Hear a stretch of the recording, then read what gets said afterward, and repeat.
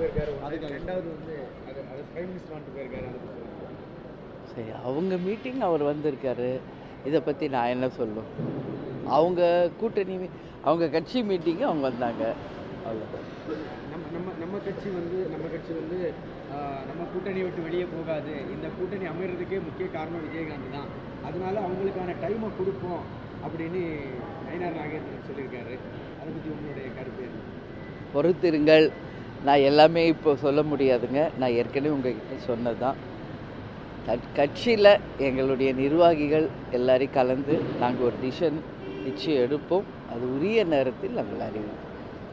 Election நெருங்கிட்டு வருது madam. நம்ம எலெக்ஷன் பிரச்சாரங்கள் நீங்கள் என்ன மாதிரி பிளான் பண்ணியிருக்கீங்க? தனியாக வாக்குறுதிகள் கொடுக்குற மாதிரி ஏதாவது பிளான் பண்ணியிருக்கீங்களா? இல்லை, நாளைக்கு வந்து நான் 4ஆம் கட்ட சுற்றுப்பயணம் ஏற்கனவே போனது மாதிரி உள்ளம் தேடி இல்லம் நாடி மற்றும் மக்களை தேடி மக்கள் தலைவர் நாளைக்கு தூத்துக்குடியிலேருந்து 4ஆம் கட்ட பயணம் ஆரம்பிக்கிறோம்.